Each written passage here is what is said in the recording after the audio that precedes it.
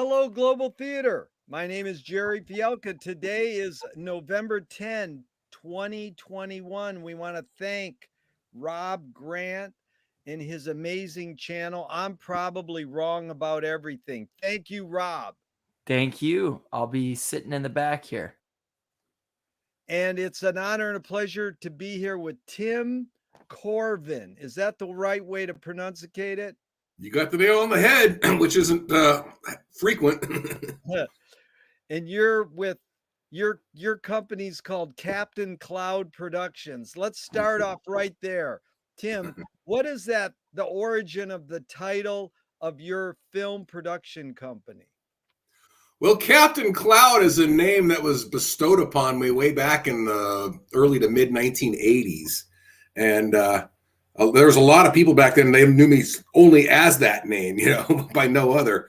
And that was years ago. But anyway, when I started creating and producing documentary productions several years ago, I thought, what better name for a production company than the old Captain Cloud names? But I mean, why did they call you that? Is there any story? Why did they call you Captain?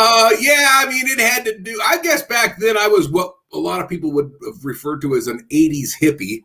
And so I think that's, they wanted to give me some kind of a hippie name, and so one guy, the person that gave me that name, the way he described it, he said that Captain represents guidance and clouds represent freedom. He heard me spewing one time. I was going off about what freedom is, and so it came out of that. Hey, I like that. It's not that you were a stoner and your head No. in a cloud. No, as a matter of fact, I was not a stoner then. I was kind of like our subject today, Zappa. It's like a lot of people kind of assume that I did a lot of drugs, and no, actually, I was the straightest one among the bunch. I didn't drink or do anything back then. Super cool. And I wanted to tell you, just to set the mood here, because it's a real honor and a pleasure. I got to watch your film, Frank Zappa's Greater Ontario, and I've screened your documentary on the history of Venice, California, too. And I liked this one moment in the Zappa documentary, and I think it's you tell me who it is. I think it's Ed Beardsley saying it, that Frank couldn't even afford film at one point. So yeah. Well, go ahead, tell the story really quick. Yeah. Well, yeah, that's that particular piece is. I went on to go into details about other expression art that Frank did besides music, and among them was he did a lot of painting and artwork, and I flashed some of his old paintings that he had done back in the day. But then there was also the subject about he was really interested even back then in filmmaking. And so we covered, some of those attempts and so forth. And so, but yeah, Ed was like his best buddy back then and told an interesting story about going down Foothill Boulevard with Frank having halfway out the window with this camera empty of film, but pretending like they were making a movie, and stop at the, teen hangouts and stuff like that. And so, yeah. And they couldn't afford film, but they'd go out there and pretend like they were making movies. Right, which is an amazing phenomenon. Because I always said, having studied film for 50 years, 60 years now, I always said, why make a film? Because you have films going on in your head all the time, and why ruin them? Why ruin the film inside your head? Right, and right. I like that idea. Ed Beardsley, who was a great artist, who is a great artist himself, he painted the cover of Pretties for You, the Alice Cooper album that Frank produced. And Ed said they would even sit down after imaginarily shooting a film and go over what they shot. Their imagination. Right. Like they were looking at their imaginary dailies. They review what they did, Yeah, there's a great line in a Zappa song where he goes, the imagination in the mind of the imaginer. He makes, but this is what happened to me. In the early 70s, I went to my hometown of Flint, Michigan to see Frank play at the IMA. And we went early. I took a Super 8 camera, but it happened to be my friend's parents' Super 8 camera. And we were cruising around. We got into the sound check, and we saw Frank walking down the street, and I stuck my head outside the car window, and I'm shooting film, and I go, "Hey, Frank," and he gives us the thumbs up, you know. And the sad thing is the film eventually got lost in my friend's parents' closet, or someday it might show up. Who knows? I've sort of tried to connect with him and say, could you dig that clip out? Because it's probably only 10 seconds, but yeah, that reminds me. I think the very first attempt that I ever made to make a film, I received as a gift a very cheap Super 8 camera. And I was, at that time, I was doing some comedy stuff with a partner of mine, and we had all these kind of like physical skits and stuff like that. So we brought in a friend of ours to do all this camera work, and we filmed all these little skits that we used to do, just like I said, kind of a improv, or what do you call it? Kind of pantomime type of thing, physical comedy without no sound, because it's a Super 8 camera. But anyway, found out after I got the film developed that we got like, I think, a minute and a half or 2 minutes, and then the entire day that we were shooting all that, it was already empty. That reel was already done. It was only like a 2-minute reel. It's like, just go through the motions, and eventually you'll learn how to.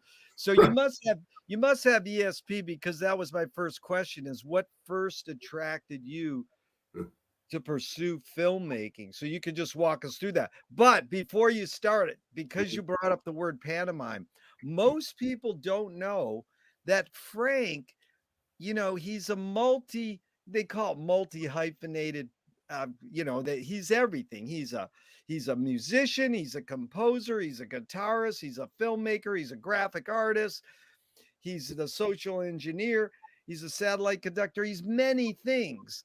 And one thing that doesn't get on that list is mime or pantomime.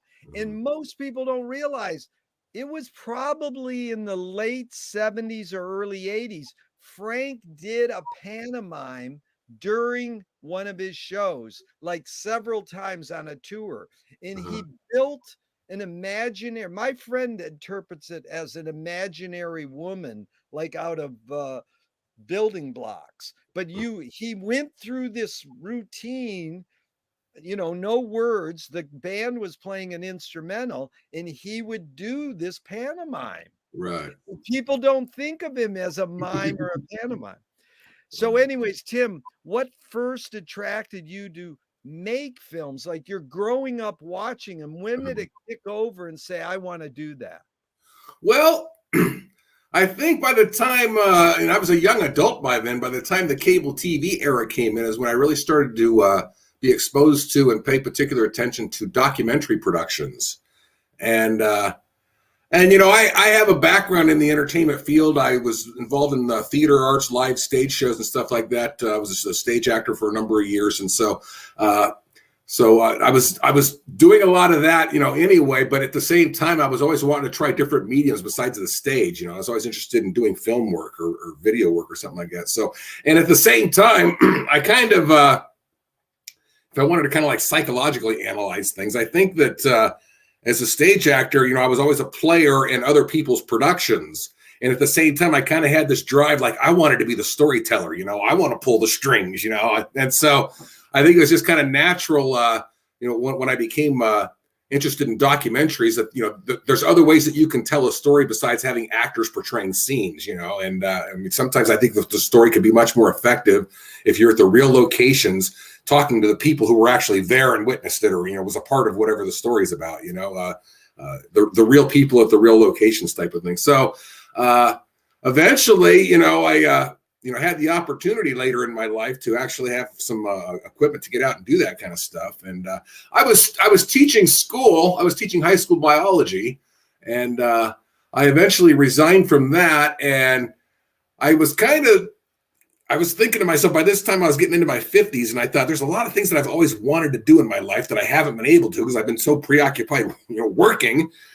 And and with technology, I could afford HD cameras and stuff like that, things that could actually get the work done. And nowadays, with computer software, editing equipment and stuff like that, I'm thinking like I could do some documentary storytelling now that I couldn't do when I was younger. Or the technology wasn't there then for a poor guy like me, So that's what I did. Let's hold there for a second.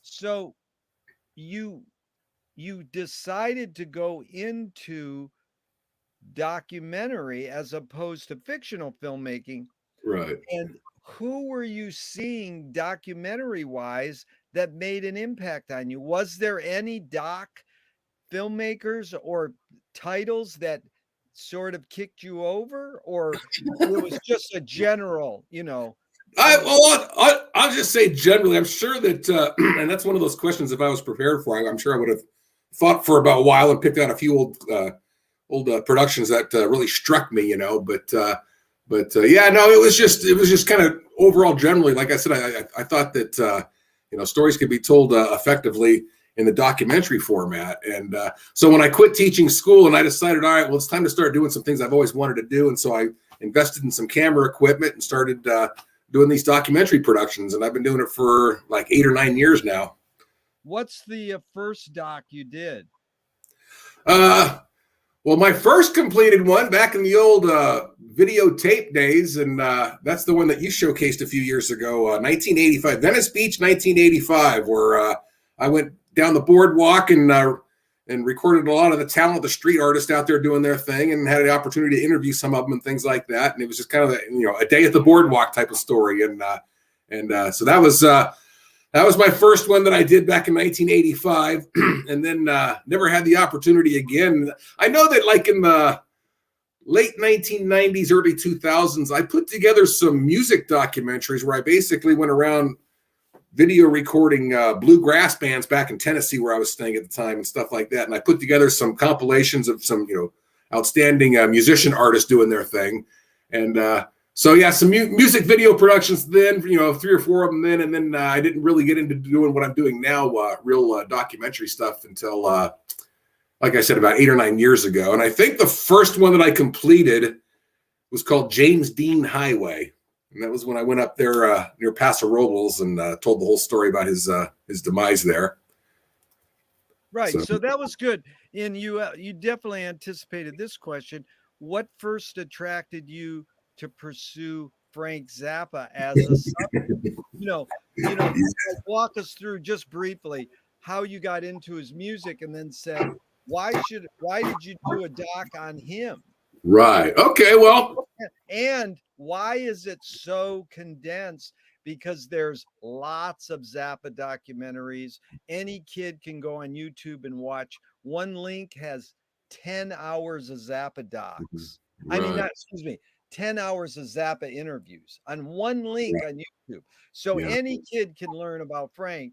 And there's many Zappa docs. But how'd you get into Frank and then go, I want to do this on this particular era of Frank? Okay, well, I entered the Zappa universe when I was about 14 years old. I was born and raised in San Bernardino, California, and this was about a year before I left that community.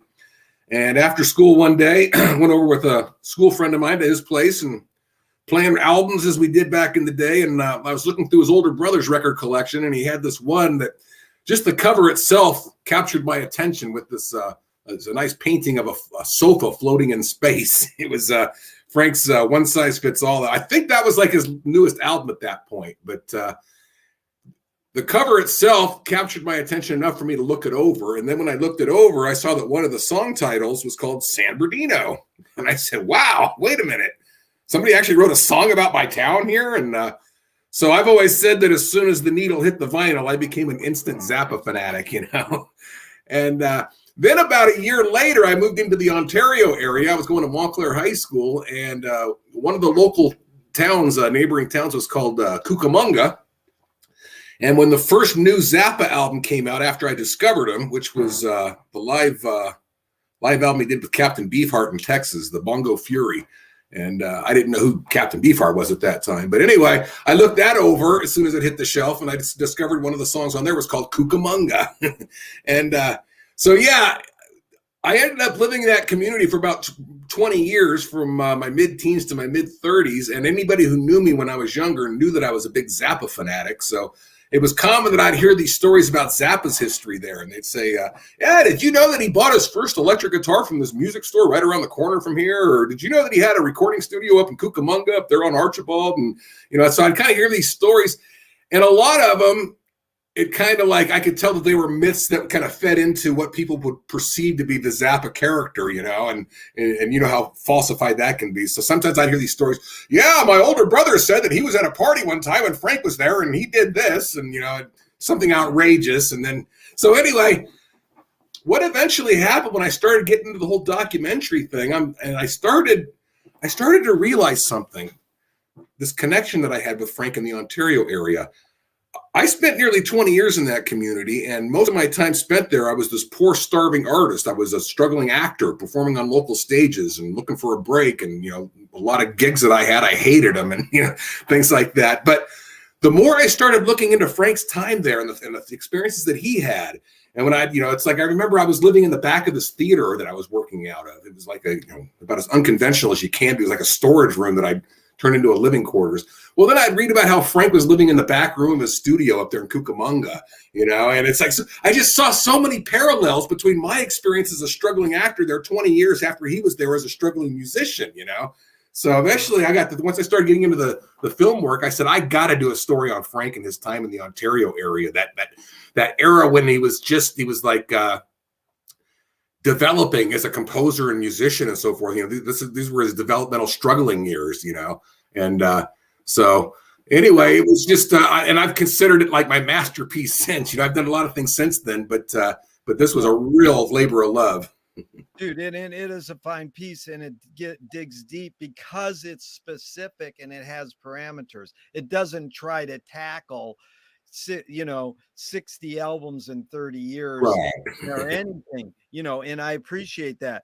You sort of answered this, Tim, but just briefly, how did or does Frank Zappa shape your behavior? Shape my behavior? Yes. Yeah. How would you sum that up in a few words? I think,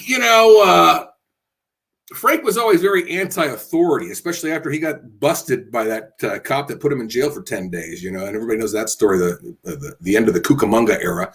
But, and I faced some injustices in my time as well. So I I think we've shared some similar experiences that has made us both rather anti-authority, And so I think it was just Frank's overall attitude and outlook was kind of sour like mine was, people would say. I kind of felt the same way, and that's, I think anybody who gravitates to a poet or a songwriter or whatever, it's like, it's almost like they feel like they're speaking for them. They're saying things that they would like to say, but don't know how to express it, So I think, that, and the fact that he was, shocking and I was like 15 years old at the time when I discovered him, so the shock humor and all that kind of stuff amused me a lot more then than it would later. But a lot of it had to do with his whole the things that he would dare to sing about and so forth, So there's a lot of reasons that I think I was influenced by Frank. Daring and courage and risk taking and having the courage to do that. That was good, Tim. How did making Frank Zappa's Larger Ontario shape your behavior? How did making that production itself shape my behavior? Yeah. How did it affect you? Well, it's always exhilarating when you can, when you've got all these creative ideas running around in your head, and when you can finally get it out there and put it, in a practical sense, create and do something. So just the fact that I got it all accomplished, and I hit so many dead ends, as any filmmaker would say, working on a production. Yeah, there were so many times when I wasn't sure if I was going to be able to ever get it completed, and there was stuff that I thought I can't tell the story properly without this person or who or whatever it is that am I going to be able to find the like I'll give you one example. Dick Barber. Dick Barber was the early Mother's Road manager for a number of years, and it took me several months to finally track him down. And then the person who gave me his number was telling me, "No, don't tell him that I gave you this number," And so, and Dick was very accepting, and we talked a few times and about getting together. He was living in Nevada, and I kind of like come and go from California to Tennessee back and forth. So anyway, I was trying to arrange meeting up with him out there, and I met up with him down in Prescott, Arizona, and that was about an hour off. I think I was traveling I-40, but I went a little out of route there. But I went down there to finally get. I've been trying to track this guy down for a year by this time, and so now I'm finally got the. And I told him several times that this was for a video documentary production. But once I got there and brought in all my equipment, my cameras and stuff, and he says, "Oh, you want to interview me on camera? Oh, I've always been kind of a behind the scenes kind of guy. I don't really care to be on camera or not." So I just filmed the armchair of the chair that he was sitting in. You can see part of his arm type of thing, and then it wasn't until towards the end, and I interviewed him for probably like 2 or 2.5 hours. But the latter part, he finally, I guess, felt comfortable enough where he did appear on camera a couple of brief moments, so yeah. And I think a good example. And most people don't realize they have seen Dick Barber on the big screen, right on one of the first films that was shot on video, transferred to 35 millimeter film, called 200 Motels, and he's playing a vacuum cleaner, and the effects that shoot out of his vacuum cleaner, right, is yeah. It's amazing. No, you did good, and even the shots of the armchair are fun because then you put a picture of him there. So I want to. What more can I do? Yeah, Tim, I want to shift for a second because I'm curious. You also made a documentary on Woody Guthrie. Kind of more like a vlog. But yeah, I did a documentary about a hanging that took place in his hometown when he was a young child in Oklahoma City, and it's allegedly his father was a part of the lynch mob. So I did a story on that, and Woody had written a couple of songs about that, although he never recorded them. But anyway, there was a Woody tie-in, so I included him into this story. And then a couple years later, I was in the Texas Panhandle, a little town called Pampa, Texas. And there was this place, the place where he learned to play the guitar, this little soda fountain place that he used to work at. They had turned it into what they call the Woody Guthrie Folk Center or something.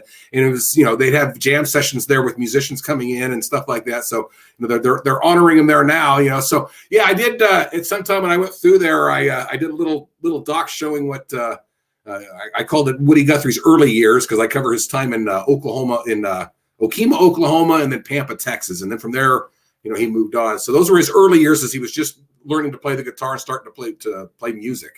Right. And I appreciate that, again, where you're focused. There's so many docs that try to tackle such big pictures, and when you can be a little more specific. And I'm curious how Woody shaped your behavior, because I know you're into blues and folk and folk music. And I think Woody is an incredibly interesting American icon, much like Frank.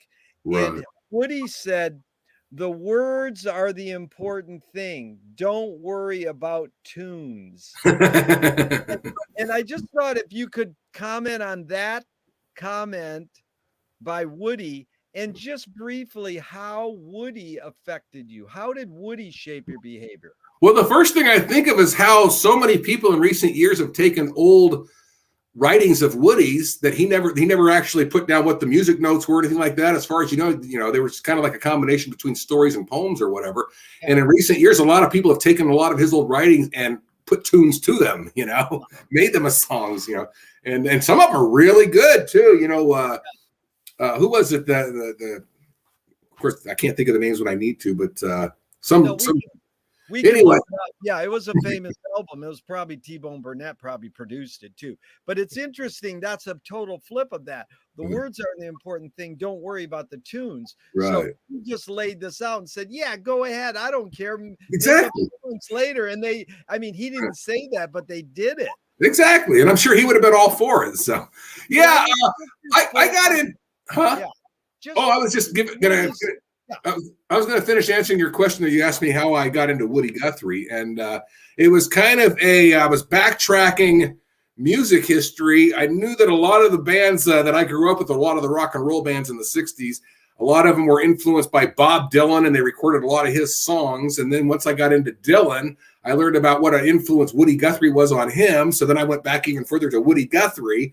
So, and where I really gravitated to him and his whole history was I had fallen on hard times in the late 1980s. I went homeless, and I basically hit the road. I packed a small pack and went out to the railroad yards and hopped a freight train. And I was out living in the hobo Great American Railway system there for a couple of years. And when I hit the road, I brought with me this book that I'd found somewhere. It was I think it's Alan Klein. Klein was the guy's last name who wrote a book about Woody Guthrie. And it was a great book. But Joe Klein, I think his name was. But anyway, I took that book with me. And while I was out riding the rails, sitting in the railroad yards there, waiting on a train or whatever, as I'm reading it, there was a lot of that in there had to do with Woody and his time spent riding the rails. And he'd gone through some of the same yards that I had and stuff like that. And I kind of can, the descriptions and stuff like that, So yeah, I just, I felt this like a kindred spirit sort of thing, That was beautiful, because I wanted to tell you the crossover. Woody says the words are the important thing. Don't worry about the tunes.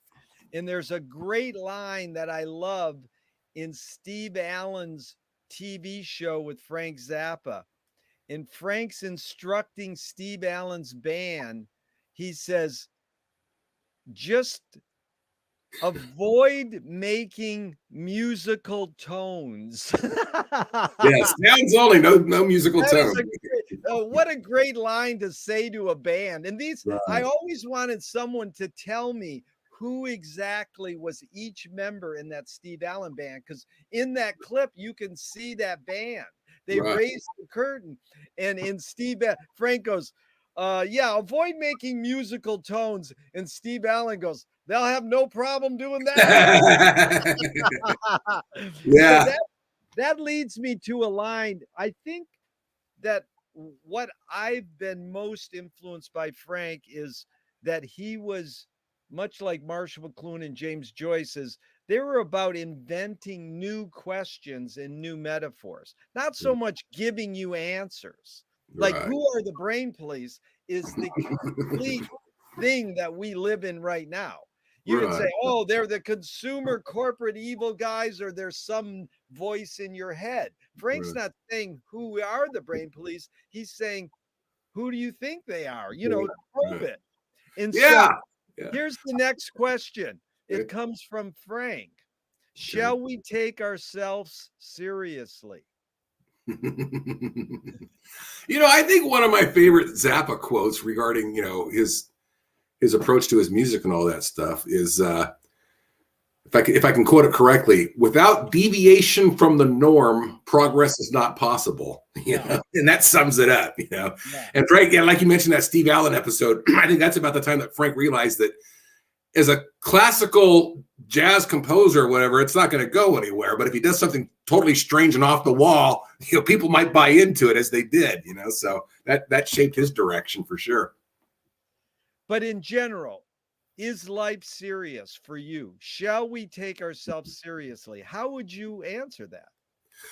Well, I'm at a stage now, I'm 60 years old, and I resigned from teaching about 9 years ago. And I was just under so much stress and, meeting deadlines and all that kind of stuff. And I basically just, both mentally and physically, pretty much just ran myself into the ground.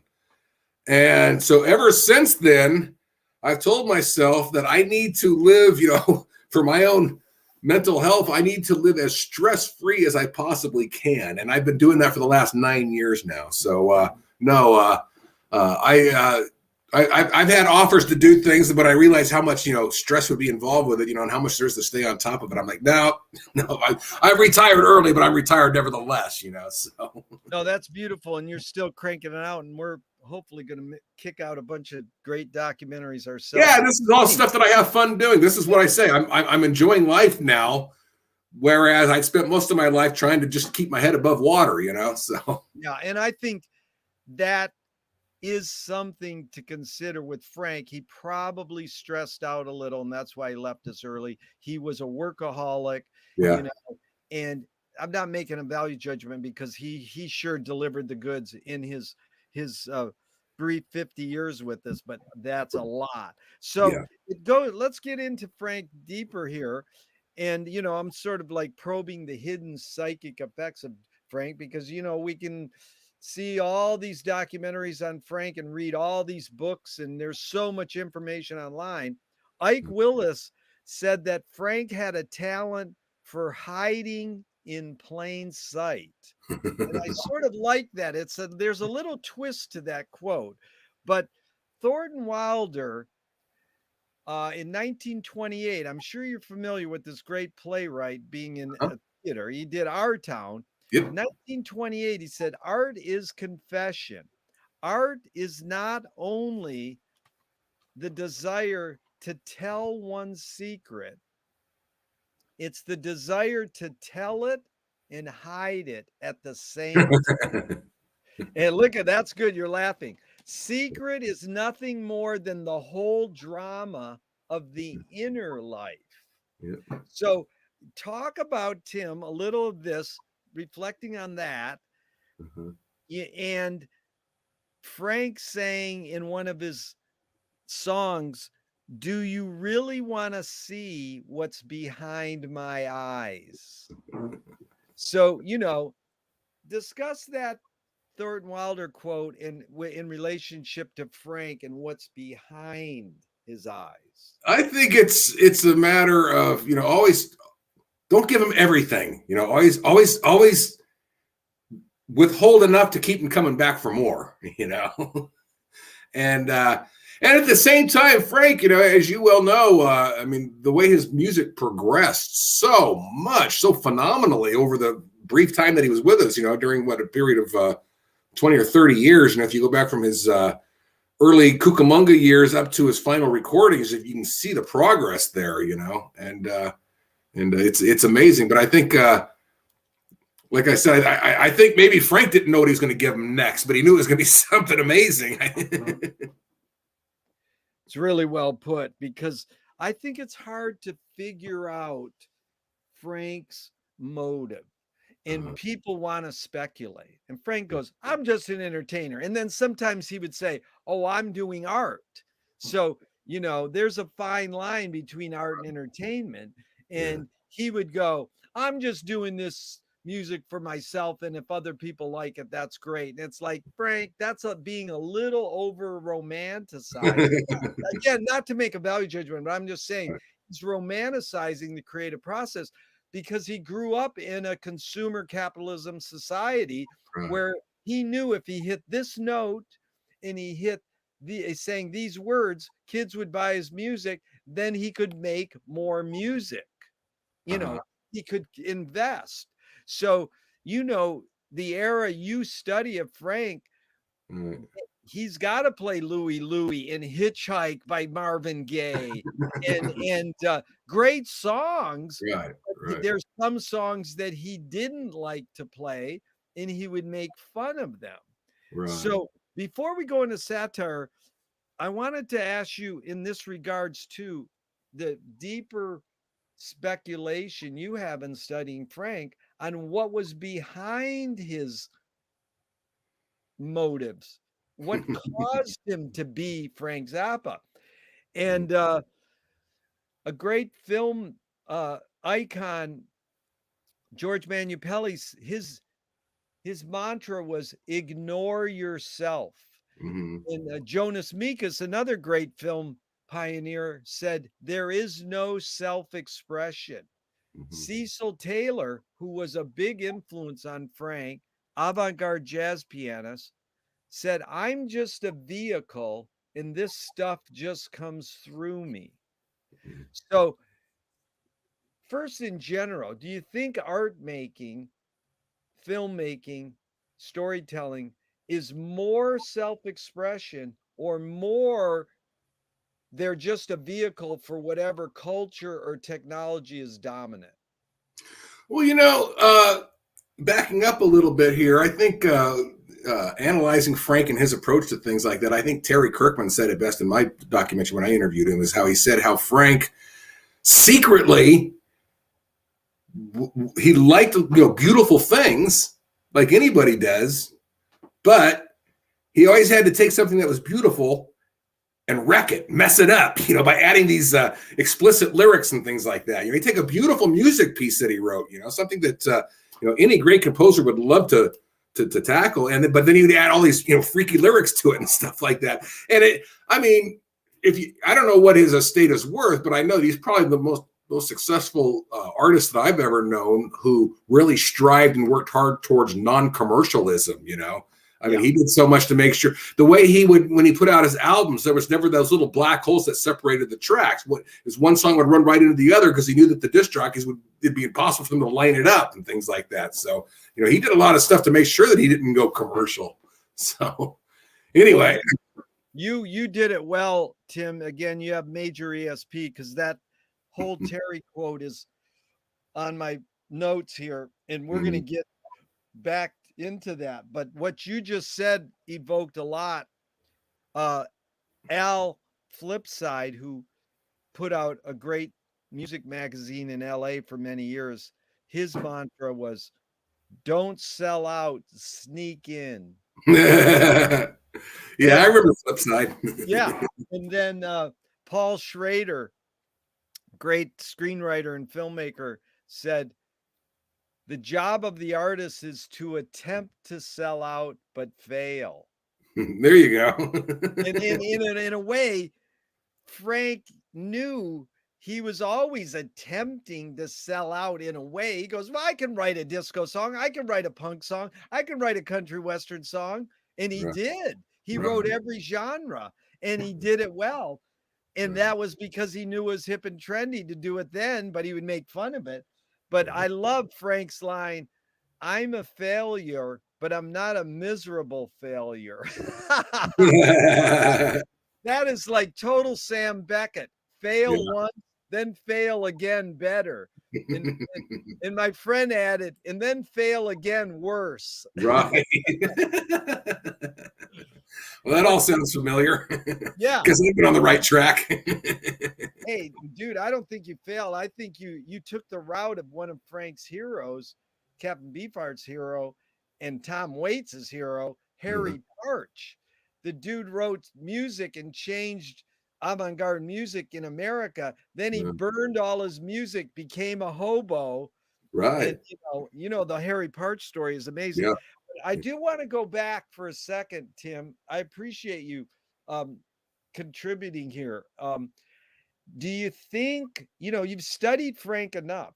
Do you think, and I know the word more, yesterday, a woman I interviewed says, I don't think the word more is appropriate for your question. Because I ask these questions, of course it's both and it depends. But I say, is it more this or more that? And I loved how she challenged me. But I mean, again, I'm going to say it anyways. Do you think it was more Frank's DNA he got from his parents, more his own lifestyle choice, or more the environment he was raised in? Cucamonga, Ontario. So how much that environment affected Frank. You dug into it deep, but you also knew a little. I knew, having worked for Frank for 9.5 years, I knew Frank's mom, and I talked to her. And today I wish Tim was around then and we did a 2-hour interview with Frank's mom. Well, that would have been something. And you did get Candy, and you got some great lines from Candy, and that was very important. Right. Yeah, she's a sweetheart. Yeah. But we know enough about Frank's dad. There's a clip of in your great film, Frank Zappa's Greater Ontario, that you show the cover of Frank Zappa's dad's book. Yeah. What is it called again? It's something about chances. I mean, it's like it's nice to gamblers, about counting cards and stuff like that. I've got it in my notes, but mathematical approach to gambling type of thing. Yeah, we had a real love of, I think it was Variety or Hollywood Reporter, early on, us Zappa researchers, because there was an ad about this big in Variety or Hollywood Reporter, and it said, Frank Zappa's dad will teach you how to gamble. Call his number. Yeah, from what I know about Frank Sr., based primarily on what Candy told me, he was kind of shiftless. He never stuck to any one job for very long, and I kind of got the impression that he may have been bipolar. Of course, nobody knew anything about that, but I guess maybe he had like some mood swings and stuff like that. And I kind of was under the impression that he kind of like got himself fired from a lot of the places. But I know that he worked with a lot of like civil defense stuff like that. And Frank has told in his books about how the family always had to have gas masks at their house and stuff like that. And I know, and you talk about Frank's environment and his influences, and Frank had nasal problems when he was a child. He had a really bad problem with his nasal cavities or whatever. So, and then of course, you don't know it at the time, but I remember, some of those Mothers albums, he named some of these weird music pieces, something about, nasal retentive, this or whatever, but it's kind of like, that was a reflection of his experiences as a child, and growing up at these defense plants and stuff like that. And so, yeah, Frank's dad was an interesting guy, it sounds like, hold on there for a second, Tim. I've never heard that. And, I haven't read every Zappa book. There's a lot of them that are very deep and go extensively. And I've never heard about the speculation that Frank's dad could have been bipolar. And you talking to Candy, she might not have said that, but she told you these patterns. Yeah, right. I'm not sure if I heard that directly or if it's something I put together, I perceived. But let me tell you, this kind of makes sense because Carl, Frank's youngest, we know was, I don't want to say special needs or something, he wasn't, I think that's an applicable term, but they call it neurodiversity now. But he was special in a way, and we could talk to Candy to confirm it. And I'm back to the question though. What do you think was the dominant? Frank's DNA, Frank's lifestyle choice, or Frank's environment? What caused Frank to be who he was? How would you rate those three? I don't think much DNA had much to do with it, and I think Frank in a lot of ways rebelled like I did, and like a lot of people, where they just want to be like the opposite of what their father was. So I think I think Frank had no desire or interest of doing anything that his father was into, but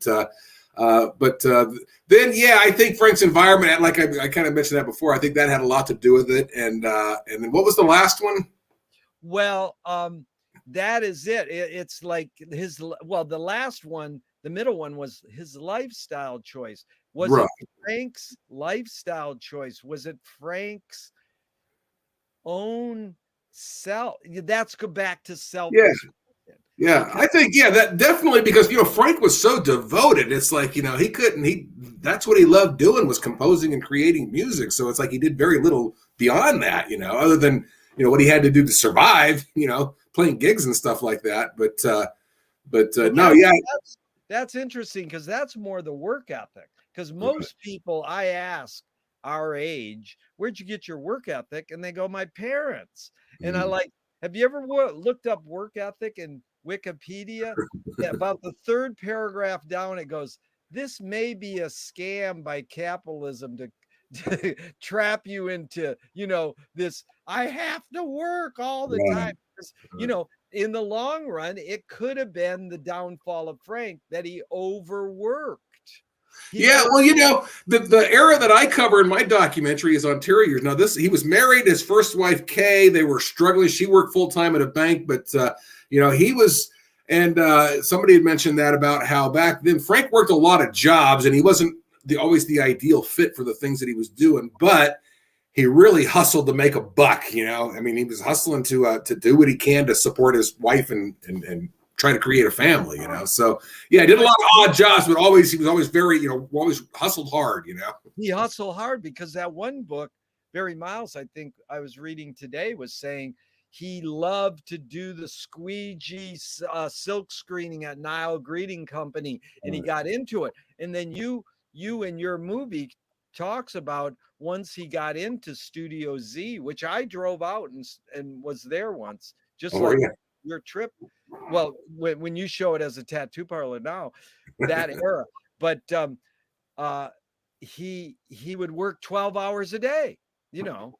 Right. And I think this is the phenomenon of Frank that most people, you know, when it comes to the Gail phenomenon and people like saying, oh, Gail, blah, blah, blah. And I was like, no, Frank got lucky. He got a woman who would raise his 4 kids, do all the business, and let him sleep during the day and work all night.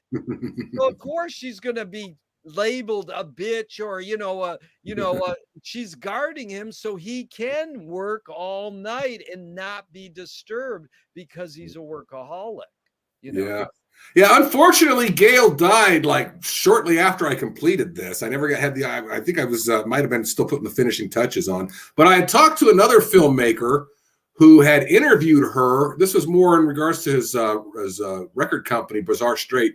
But anyway, I asked him, I said, how did you get Gail? Because I know that she does not do interviews. Yeah. And then he advised me, he said, if you can avoid working with her, do so. He said she was really difficult. There was some doors that we had open that she closed because she didn't want to deal with this person for whatever wrong.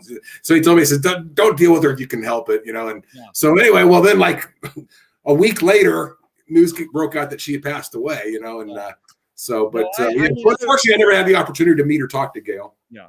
But I had the opportunity to work for her for 9.5 years. Yeah. And I know, like all humans, she has her strengths and her weaknesses. Right.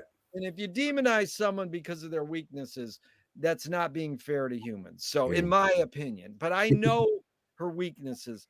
And there's one other line about Frank selling out and capitalism and all that, which is funny, is at one point Frank says, I'm a devout capitalist. but I know someone who works for a big rock star, and the accountant goes to him and says, you've got to do something with your money or the tax man's going to get you. So he goes and buys antique cars or trains, and trains. It's like, Frank never did that. He invested his money in making more music. And that's why I think it shows how anybody of his era in 30 years could make 60 albums. Right. He developed an empire basically. Yeah, from scratch. He was a self-made millionaire. Most of his peers were lucky in 30 years if they got 15 or 20 albums out. Right. And again, it's not a race who can get the most, but Frank was prolific. And I think it's fun to try to dig into what drove Frank and it's not that we're going to figure it out. And if we had Frank here, I would just lay this question on you now, is what question remains unresolved for you in your documentary?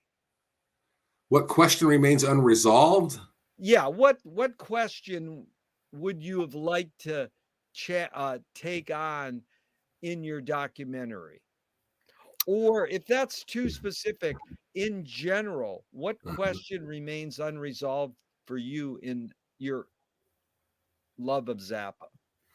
I think Frank's early Los Angeles period, which is basically, it would pick up exactly where this one left off, sort of thing. But yeah, for like the first year or so that he was out in Los Angeles, when he connected with Herb Cohen and got together with Tom Wilson and went into the studio, and the whole story behind that Freak Out album. And, Tom Wilson thought he was bringing in an R&B band or something like that. And so, anyway, there's a lot of fascination, a lot of interesting stories that would go on during those early years, first couple of albums, at least in any way. And, something that always kind of confused me with Frank, I think a lot of times he had to be in the right frame of mind and in the right mood to do things. And I know that in the Mother's early history, when things were really beginning to pick up steam, he went to New York and spent a year or so out there and was playing regularly at the Garrick Theater. And from what I understand, they would put on these sensational shows, and they would put on these skits. And I've seen some of them there. Jimmy Carl Black is quitting the band to join a real rock and roll group or whatever. And they would go and they'd dress up in costumes and put on these little hilarious skits. And it was a big success. So I was really surprised when several years later in the mid-'70s, some of the first national exposure that I'd seen of Frank on TV after I discovered who he was he appeared on Saturday Night Live, first as a music guest, and that went real well.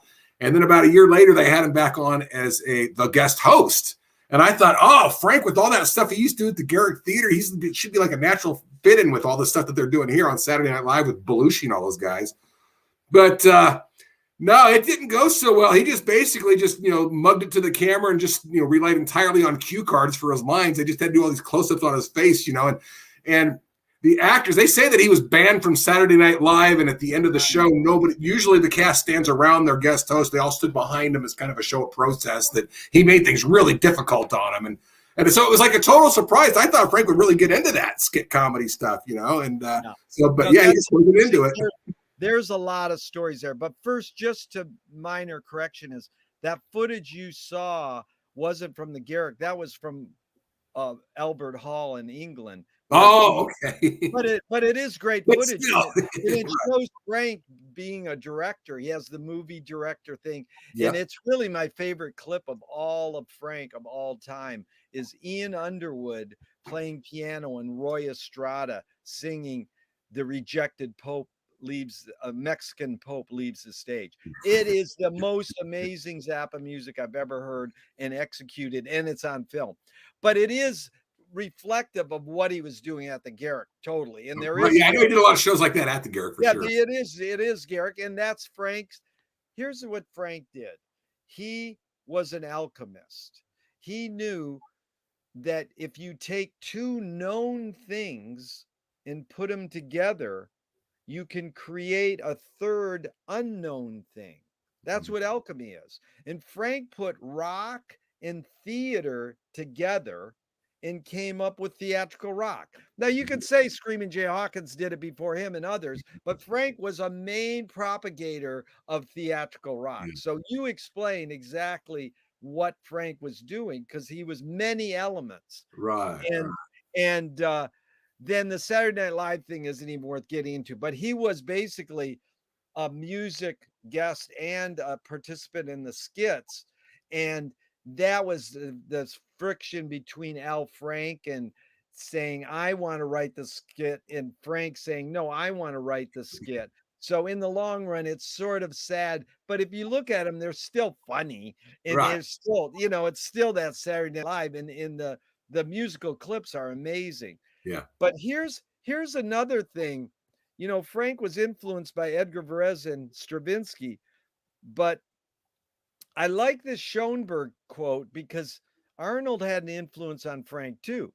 Art does not arise out of the ability, but rather out of the necessity. So I'm still hanging on to what caused Frank to be Frank. Because I wanted to tell you how this goes. So you think the mothers of invention, what caused Frank? He called his band the Mothers. And I sort of love how your film ends and you're sitting in a car repair place going, here's where the Mothers started at the end of our movie. That was the old broadside. And also it's like the vacuum clean company or the cleaning company. You were like, why are we in a cleaning company? Because this is Zappa history. So you treat, the lowbrow with high reverence. Yeah, a lot of the stuff that I put in my production, you'd have to be like a real diehard Zappa fanatic to really get it. But I remember, the story that you just mentioned. The Zappa family briefly owned like this little all-American restaurant, hamburger fry type of place, and so Frank created the back room. He turned it into a showroom for a while, and they would perform back there, and. So anyway, but now it's been turned into this industrial vacuum cleaner company. And now while I'm interviewing Dick Barber, and we got to talking about that place, he told me about some of his experiences there and so forth. And then when he starts saying, I think it's like a vacuum cleaner company now. Well, as he's talking about vacuum cleaners, how could I not flash a photo of Dick Barber as a vacuum cleaner from 200 Motels? It's like perfect fit, And that's the beauty of it, Tim. It doesn't matter if only insider Zappa people get it, but it's like people take themselves too seriously. I don't even want to mention the Zappa documentaries, how the other ones fail. I just want to say how much yours Thank succeeded. you. You know, and it's, you know, and yours failed in some ways too, but it doesn't matter. In the big picture, it really touched me deeply. But Thank check you. this out. Art does not arise out of ability, but rather out of necessity. So that might be Frank goes, I need to do this. Like it's almost like the comment of Candy saying at the end, which we're going to get into, that complimented Terry Kirkman's statement. And just to think that Frank's, one of the main guys Frank's worked with early in his life, wrote the song Cherish by the Association. Oh my God. And if you look at his IMDb, it's been in about 20 films. Like, man, he's cha-chinged on that, just having written one cheesy love. And it's a great song, but it's like so the opposite. It's like I took Frank to the dentist once and I said, dude, you backed Neil Diamond once. And he goes, yeah, he needed a backup band. He paid us. And it's like the Mothers backed Neil Diamond, like Granola Rock being backed by the Mothers. That again is just like, yeah, that's like, yeah.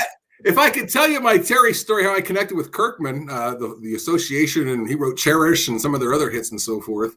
And now, of course, I was young enough to remember those songs when they were hits, but I remember like in the mid 1980s, there was this big tour, the Happy Together tour, with Flo and Eddie as the Turtles as the headliners, and then they had these other 60s acts coming on with them. There were like 4 acts altogether, and the semi main event there was the Association, and they put on such a phenomenal show. I thought that they stole it. It's like I remember, once they were done and the Turtles were getting ready to come on, I thought like, man, they've got a tough act to follow, and I kind of at the end thought that, I think it was more by surprise, but I thought the Association just walked away with that show.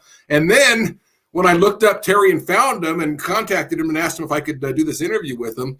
And of course, I never met the guy before, so I don't know if it was his natural personality or maybe I just caught him at a bad time, but he kind of seemed a little annoyed until I mentioned to him about how I saw them perform back in '84 and how they stole the show at the Beverly Theater. And with that, he asked me, okay, when do you want to come over? So that's beautiful, because their biggest hit really is Wendy or Windy. Yeah.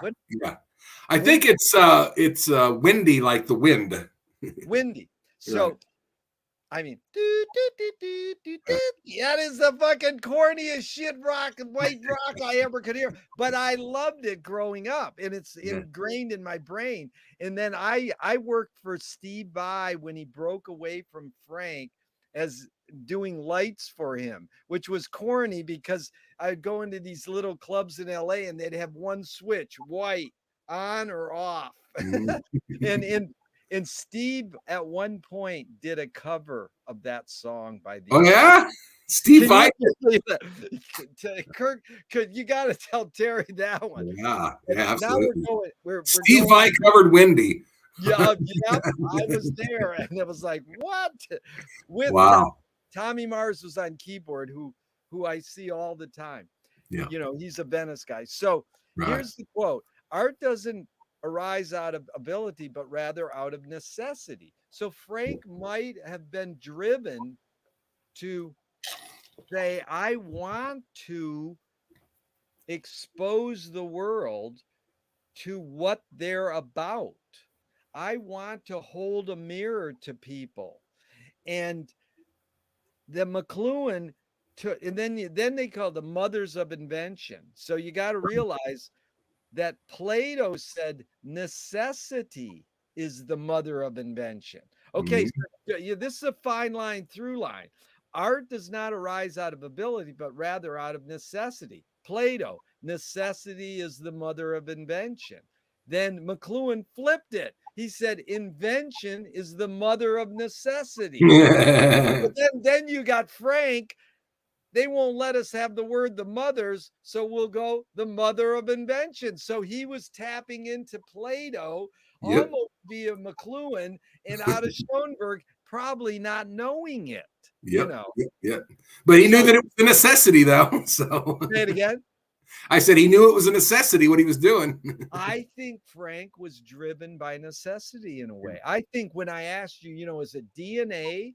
Is it lifestyle choice, or is it environment in Ontario? I think a lot of it is he was driven out of necessity to be a visionary artist, to be, this. And here's where it all goes back to this mirror thing.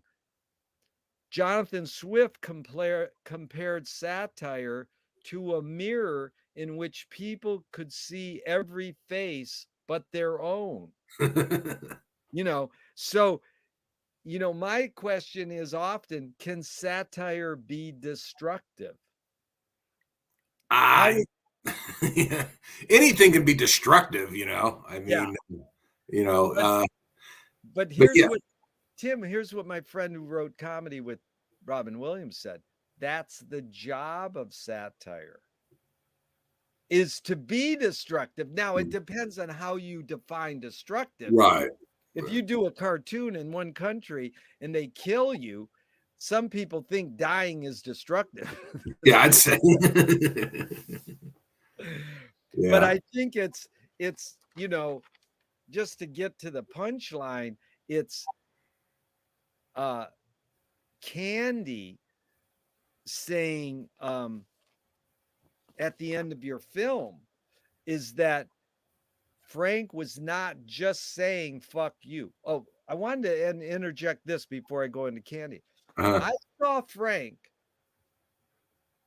and Vegas sing Broken Hearts Are for Assholes. This was fun to see Frank on the strip, those big billboards of Frank Zappa.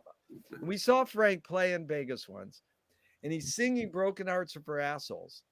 And he would point, you're an asshole, you're an asshole, you're an asshole. And then he'd point at himself and he'd go, you're an asshole. So that is, he knows what satire is. It's going back to that Jonathan Swift. Satire is a mirror in which people could see every face but their own. Now, you hear what Candy says. She said, Frank was not just saying fuck you to everybody. He was observing the world, what was going on, all the things he took to heart, and he put it back in music. I thought that was a brilliant statement by Candy. Yeah, in a sense, he was like a mirror. He reflected people back onto themselves. The ugly side that people didn't want to admit was what they were composed of. Yeah, and to complete Candy's statements, what she said, and he put it in music and handed it back to them and said, "This is you." So when he sings, "I want my titty and I want my beer," he didn't really drink beer. He didn't. But he wasn't, saying. He was saying, "This is what we want. Let's celebrate or make fun of what we want, so that we can see, that the emperor's not wearing any clothes. That we can be the atomic dog and pull the curtain away and reveal." Because here's my favorite. Frank was the original mashup god in a way. He played Plastic People to the beat of Louie Louie. I mean, that was brilliant. And if you study Louie Louie, talk about taking time to make a documentary and accomplishing it. Tim, hello, you did it. You finished it. My friend Eric Prudhoe has been making a documentary on the song Louie Louie for over 30 years. Yeah. And it's still not done yet. And I'm like, finish it already. And so here's the line in Plastic People. Watch the Nazis run your town, then go home and check yourself. You think that we're singing about someone else. That couldn't resonate more now than anything. Like, everybody's finger pointing and not realizing that a lot of what they're saying is pointed right at Mm-hmm. themselves. And Frank just laid it out. He was like that kind of mirror. And so, I mean, talk about satire in Frank. You know, he went to, just your observations, because he went to these folk clubs. Look at this. I've got right here for the camera. Yeah, folk rock is a drag. It's a drag. Now, Frank did that strumming. Yang, dang, dang, da, dang, dang, dang, dang. You know, the classic Mama and Papa's chords. Right. And you've got, talk about how you got the actual folk clubs where Frank played as the Yeah. you know, Frank played as the Sin City Boys with Right. at the Troubadour. But Yeah. talk a little about what you discovered about Frank and folk music.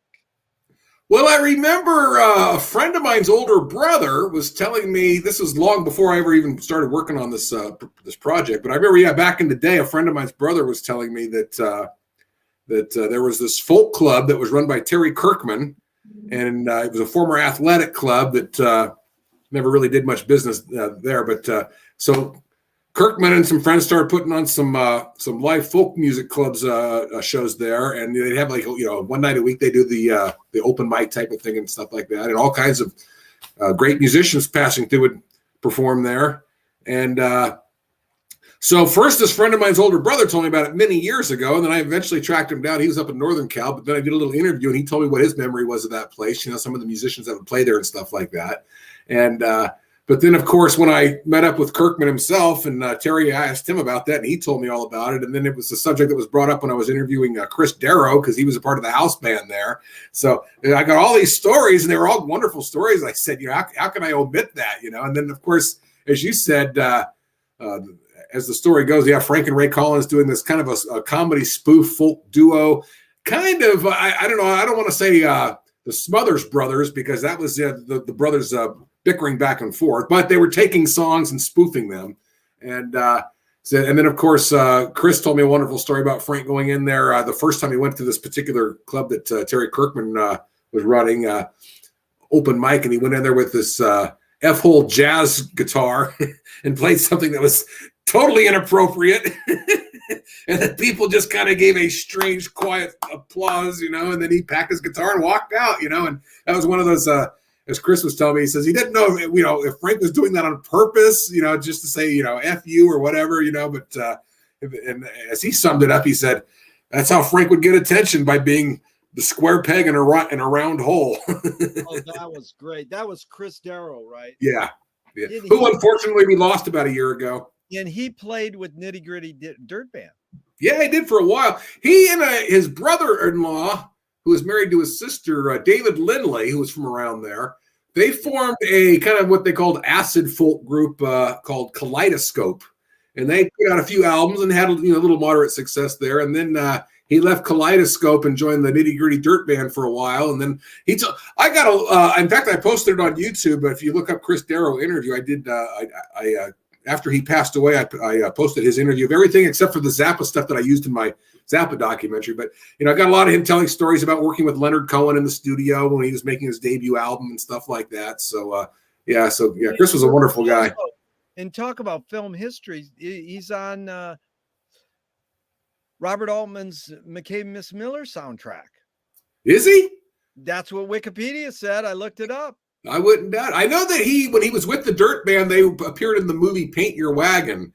Yeah. And so he sent me a still that I flashed there of him in the Nitty Gritty Dirt Band when they were appearing in the Paint Your Wagon movie. But I mean, can you imagine time traveling? You know, if you were one of those big hotshot rock docs that everybody puts out now, they would have done some animation of Frank and Ray Collins going to the Troubadour as the Sin City Boys. Sin City Boys, right? And then they also were Leopold and Loeb. You know? That's right. That's right. Yeah. That's what they used. And so, I mean, just to think, because I was lucky, I got to spend time with Ray Collins, and it was very special. We took a road trip to Vegas together. We drove in my car, and the goal partly was to go through the 167 names, or how many names are there in Freakout? Like 170-ish, or Oh yeah, all the names of the people who he either worked with or were inspired by, and or whatever. And in a lot of them we didn't know. And I figured of all people, Ray could suss it out. And I took a lot of notes. I know eventually there's people who've done the research much deeper than me. Right. And you're one of them, Tim. Yeah. You did it. Yeah. Like, who would ever know Joyce? You know, Yeah. Side tangent really quick. I know someone who was interviewing Captain Beefheart once, and you know, he was into Nabokov and some literature, Philip Larkin, and he goes, "What do you think of Joyce?" And Captain Beefheart went, "Joyce who?" And he meant James Joyce, but it's Joyce is so known. He just, you know, when you're talking literature, if you go, "What do you think of Joyce?" But if you look on the Freakout list, there's one name that just says Joyce. Right. But above it, it does say James Joyce. Frank Zappa did list James Joyce as an influence, which is an amazing phenomenon. But I really love your graphic, how you zoom in on the list and you show these people's names. Yeah, and that wasn't by design. It just so happens that a lot of the people that I interviewed, their name is on that list. You know, Carl Cohen is the professor he studied under at Pomona College, and Dick Barber and Terry Kirkman, and yeah, just there's a lot of people who were a part of this production that I put together that are on that list. So just like I said, it wasn't by design. It just so happens. That they were there. I love the Carl Cohen footage is so great. How he's fiddling with the things on the piano. Yeah. And then he talks about seeing, he reveals this is the stuff that the subtle stuff that you reveal in your doc. He says, you know, Frank, you know, I was proud that Frank studied with me, or whatever you want to say, sat in on my class and learned some compositional tools, theory, whatever he learned from Carl. And then he invited me to, and then I saw him at a display in Piccadilly Square where they had the Frank Zappa posters on the toilet. And I was like, wow, one of my students kind of made it big here. And then he invited him to a show, and he went backstage, and he said, on stage, he was using 4-letter words and being, you know, Frank Zappa, but backstage, he was very humble and quiet in front of me. Just like he was when he was a student years before. And yeah. That was an amazing you don't catch that. Right. You gave your film gave a chance to let these people breathe a little, because rock docs are too much. I'm going to tell you this, and I'm going to tell you how to think. Right. Yeah, no, I try to avoid that at all costs if I can. And you mentioned Joyce. Let me just tell a little background story on that. I used to work, and like I said, I worked in the performing arts business for a number of years, and I spent a lot of years working for a lot of theater companies throughout Southern California. And as it is, an old buddy of mine who I used to work with, he's now the technical director at the Chaffey College Theater, or he was at that time. He's since retired. But having that insight, it was at the Chaffey College Theater is where Frank recorded the soundtrack for The World's Greatest Sinner. So, of course, I had to cover that. That was his first sign that he might actually make it in the business, you know. And so when I interviewed my buddy, he was the one that told me, he said, Frank was highly influenced by a music teacher here, a woman named Joyce Shannon. And he mentioned her. So he was the one that pointed out that's her name, Joyce, in the Freakout list in Zappa's debut album. And I know that when Frank studied with her, that was before she was married. So she went by the name of Joyce Hawley. And then she got married later on and became Joyce Shannon. And I know there's been some historians who have confused the two, thinking that they were different people, a Miss Hawley and a Joyce Shannon. And it's like, no, they're both the same person. I know that because, you know, I know the people there. So, but so my buddy Gary at the Chaffey College Theater, he's the one that told me who Joyce was. No, that was a good clarification. And I think Rob Samler and Dennis Sims of Society Pages interviewed her, or somebody interviewed her. It's somewhere. I caught it today on one of those great Zappa sites online that has like everything you could ever imagine. It's like so deep, it's like amazing. Right. It's pretty ridiculous how deep it is. Yeah. I wanted to thank you for really giving Ray Collins some screen time, because Ray was not the type of person who wanted to be interviewed. And how you said that was just how my experience with him as well. Right. So, and I made a short film with Ray that's really funny, and it's sort of buried, but I'll explain it to you because all we got to do is visual. He got the idea from, I think it's Richard Lester, the British filmmaker who did he make Help or something? I don't know. And anyways, he made How to Win the War, some film that John Lennon did or some Beatle. And he basically, you walk the length of a song away from the camera. Then you film. And as the person is in this landscape, you see this landscape and this little figure, they just walk the length of the song. And when the song ends, they're in front of the camera. It's a nice little exercise. It's almost like an exercise in a good music video concept. Yeah. And I made it on Pixel Vision, the toy video camera from Fisher Price, with Ray, and he pretty much designed it. We picked the song. I had all the great R&B songs he loved. We found this spot in the Vegas desert. He walked that far, and then he just walked right up. So there it is. People can just imagine it, and we don't have to find the lost film, but someday maybe we'll find it. Well, it's interesting you mentioned that because that's my introduction to Ray. During my time that I spent with him was he had a magazine that he wanted to give me that was out in his van. So he went and got it. And while he was gone, I turned on my camera and I got this great shot. You see him off in the distance coming in. And I kind of, I started out kind of doing some visual effects to it, but anyway, but yeah, it's him. And as the song Desiree that was recorded at Studio Z, that's playing. And it ends right as he's handing me this magazine. So, it is beautiful. Ray, that was an interesting relationship, a brief relationship I had with Ray, where I had been forewarned by a local writer there, David Allen, who's done a lot of Zappa history articles for the local newspaper. And he gave me the heads up and forewarning. He said, Ray does not like to give interviews. He does not like to talk about his music history at all. If you just want to, hang out and, he drinks coffee every morning at this place there in the village. He said, you just want to hang out and talk with him. But no, that'll usually get him in a foul mood if you start talking about his music background. So yeah. I was aware of that going in, but then when I met him, maybe I just happened to catch him at the right time, because he was the total opposite of all that. And Ray and we hit it off right away. He was more than happy to answer all my questions. And then I started asking him about particular locations in the old Pomona Bar District where the Broadside was located and where the Sportsman's Lounge where him and Frank first met. And he was starting to describe it to me. And then he says, oh, hell, man, if you got some time, if you got a car, man, just take me down there and I'll point it out to you. And I was like, yeah, and I went and got my car and brought it around and he got in. And so he gave me a personal tour of the old Pomona Bar District and told me some interesting early mother stories, and I'm just like flabbergasted the whole time, But you couldn't have audio or video rolling.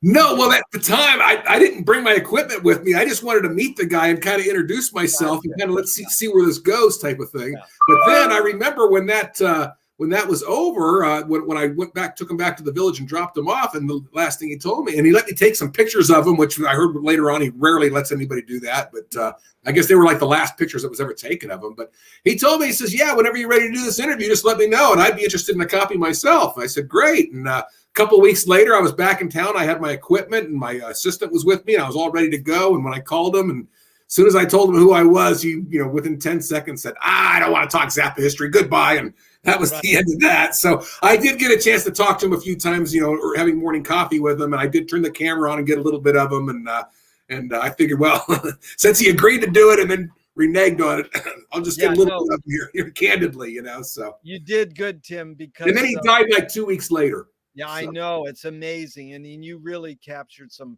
great so moments. I had to pay tribute to him too. Yeah. And what's unfortunate too is there's a couple other people who have since passed. I know the last interview that I finally got, and it was like a year after I finished everything else, but I had to, I was trying to track down Paul Buff. Yeah. And he was running a lighting company in Nashville, and I'm living out by Knoxville or Chattanooga. I'm in East Tennessee. So I had arranged on my way back from California, I was going to stop in and do an interview with him.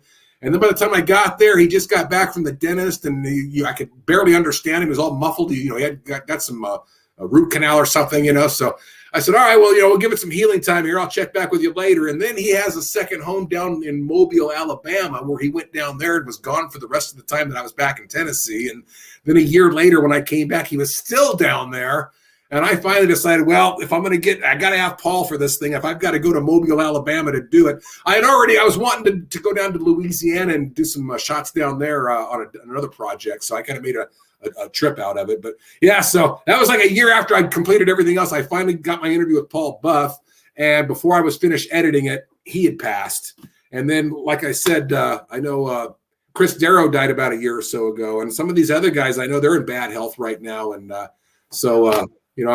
glad I was able to catch up to those guys when I did. That's for sure. No, you did great, Tim, because Paul Buff, Frank he's creaming in his jeans with Paul Buff's hair color in your footage. That is just, and Paul is just so real. And Frank, he really appreciated his relationship with Paul. And he was a great guy. He answered everything, the most sensitive things. He loved the whole time. It's not like, your time is up, get out of here type of thing. No, man, it was a wonderful visit with him, and I feel like I developed a new friendship here, and like I said, unfortunately, he passed. So and it's great that you got that, and I appreciate it. And it's important because, first of all, back to Ray, I had the same thing happen to Ray, the same thing, even though we spent time in Vegas and we did a 2 or 3 day trip, sometimes he'd be more welcoming and they go, no, I don't want it. So he was back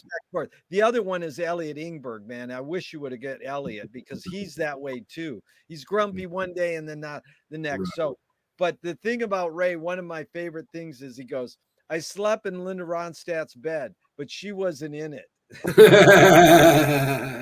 But here's the thing about Ray that I really wanted to bring up, because it's similar to your pursuits as a documentarian. You've got a clip of Ray singing Nature Boy in your film. Yeah. And you said a woman shot it and allowed you to put it in your film.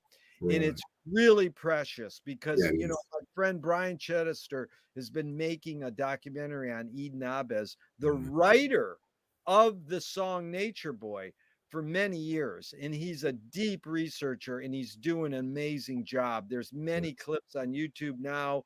There's a website. Just Google Eden Abez and learn about this, because the beauty was, did Frank and Eden Abez ever meet up? Because there's a lot of crossover. Emil Richards, the great percussionist, worked with Eden and worked with Frank. So there's many more crossovers there. But Eden Abez was kind of the first hippie, or the proto hippie. He lived homeless on the boardwalk in Venice at some point. And he's also known to have lived under the Hollywood sign. But he's sort of like pre-Gypsy Boots almost, or the same time as Gypsy Boots is sort of defining what a hippie is when it's going from beats to hippies. And so this is this whole phenomenon that Frank was in when he got hired to do the party that I love, your graphics, where Frank gets hired to do a party in Laguna Beach, is it? Oh, the Rent a Hippie gig that he had with Kirkman? No, Rent a Beatnik. Yeah. That was him and Terry Kirkman, one of their ventures. Think the guy who wrote Cherish, right? The guy who wrote Help I'm a Rock, disguised as Beatniks. And you got to realize I'm deep in this history because Venice was one of the birthplaces of the Beats at the Venice West Cafe, which I worked as there for many years as Sponto Gallery. And so, that chunk of time, you had Lord Buckley, just this amazing array, Kenneth Rexroth, probably Jack Kerouac and Allen Ginsberg hung there. So this is the birth of the Beats. And then you get the crossover. And this is what Frank sang about when he said Madison Avenue is helping create the hippies so they can sell blue jeans. Right. Psychedelic Dungeons, appearing on every street corner. And then it became Beatniks. So they were like posers. But in essence, Beatnik still helped us get to the beats. So it's like one step removed. It's like telling people that Frank Zappa was in the Monkees movie. And they're like, Monkees, that's like plastic fake rock. And it's like, no, the Monkees movie was directed by Paul Rapelson. It was written by Jack Nicholson, who said, I was reading McLuhan when I wrote the script for Head. Right. Got Frank Zappa and Timothy Carey in it. Have you ever seen Head? Yes. Oh, absolutely. I've got a copy of it. Absolutely. Yeah, it's amazing. Yeah. And so to think that Frank knows this crossover from the authentic to the reproduction, or as McLuhan would call it, from the cliche to the archetype. And just to think of Frank playing a beatnik party as Hire a Beatnik.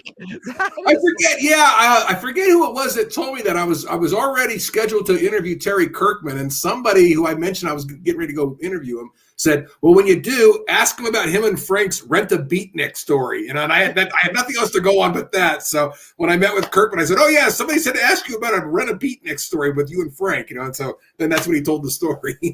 See, Tim, you have some real gems in your movie that I don't think people realize, because I haven't read every Zappa book. Have you read 2/3 or 1/3 or how No, many? I've read a few. Yeah.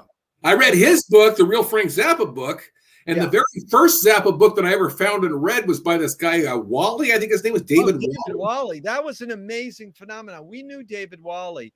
Yeah. And he passed away. He wrote a book on Ernie Kovacs, and he spent his whole life trying to write the book on Randy Newman, and wouldn't participate.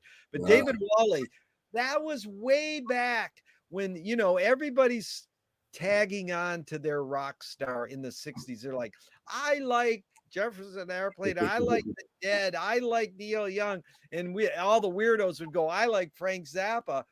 And he had a book written about him. None of them had books written about him yet.